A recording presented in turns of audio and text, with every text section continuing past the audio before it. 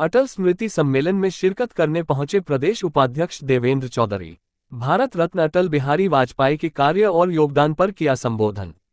SIR पर बोले Devendra Chaudhary, voter list से हटाए जा रहे अपात्र लोगों ने नाम। प्राथमिक विद्यालय के मर्ज पर बोले देवेंद्र, सरकार शिक्षा को बेहतर बनाने की ओर अग्रसर है।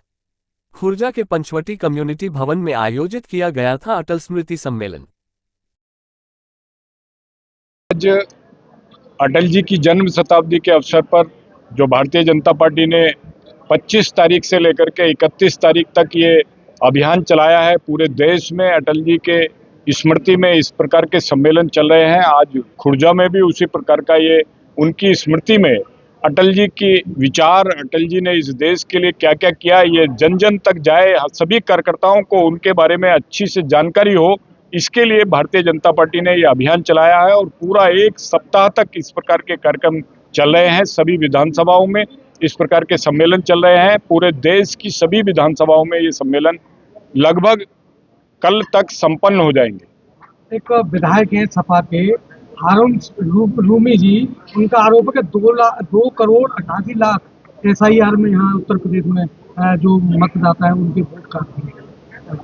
देखिए, अभी हमारे अध्यक्ष जी बोल रहे थे मंच से, जो अपात्र है उसका वोट कट रहा है, किसी का काटा नहीं गया है। अपात्र है, मर गए, उनका भी वोट था, कुछ विस्थापित हो गए, कुछ दूसरे जगह जाकर रहने लगे, या किन्हीं का 2 जगह वोट था, शहर में भी वोट है, गांव में भी वोट है, वो वोट हटा है, काटा नहीं गया है। काटना होता है कि सब मन से काट दिया, ये नियम अनुसार जो कट रहे हैं वो वोट है।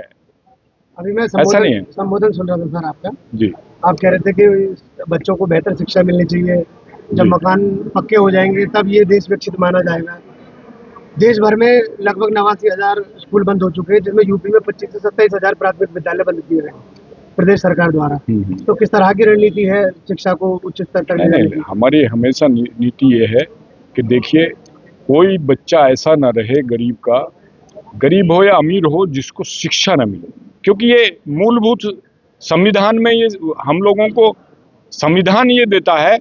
संविधान हमारी ये इस देश का संविधान बहुत बड़ा संविधान है, वो ये देता है कि भी सबको शिक्षा मिले, सबको रोजगार मिले, सबको रहने के लिए घर मिले, और उसी का प्रयास सरकार कर रही है। ऐसा नहीं है, सरकार लगातार ये प्रयास कर रही है कि कोई भी ऐसा अशिक्षित न रहे बच्चा, उसके पढ़ने की व्यवस्था हो, उसको पढ़ाई के लिए व्यवस्था करेंगे। जब प्राथमिक विद्यालय बंद नहीं हो रहे, बंद सब चलेंगे। कुछ मर्ज किए गए, बंद नहीं हो रहे, जिनमें ऐसा ना बहुत सारे ऐसा ना, देखिए, एक तहसील में 10 विद्यालय थे, जिसमें 2 ही बच्चे थे, शिक्षक 4 हैं, बच्चे 10 हैं, तो उन कारण से उनको मर्ज किया गया, बंद किसी को नहीं किया गया, व्यवस्थित किया गया है।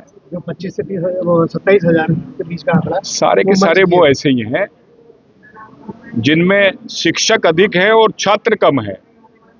अब 10 छात्रों के ऊपर 4 शिक्षक हैं, तो उनको व्यवस्थित करने का काम सरकार कर रही है और उनका स्तर अच्छा हो, इसका भी प्रयास कर रही है कि जिससे बच्चे उसमें जाए। अभी कॉन्वेंट में बच्चे जा रहे हैं, उसमें बच्चे, उनको शिक्षा अच्छी मिले, उनको बिना पैसे के शिक्षा मिले, उनको ड्रेस मिले, उनको बस्ता मिले, उनको किताब मिले, इसका प्रयास सरकार कर रही है। उनका स्तर अच्छा हो, इसका प्रयास कर रही है। तो कुछ स्कूल ऐसे हैं, उनको व्यवस्थित किया गया, बंद सरकार कभी नहीं करती स्कूलों को। ये हमारी नीति में ही नहीं है। हम तो चाहते हैं कि एक भी व्यक्ति इस देश में ऐसा न रहे जो निरक्षर हो, सबको शिक्षा मिले, सबको सुरक्षा मिले, सबको घर मिले, सबको रोजगार मिले, तभी तो ये देश बनेगा विकसित राष्ट्र। यही इसी नीति पर सरकार हमारी काम कर रही है, चाहे प्रदेश की सरकार होगी, चाहे केंद्र की सरकार होगी। धन्यवाद।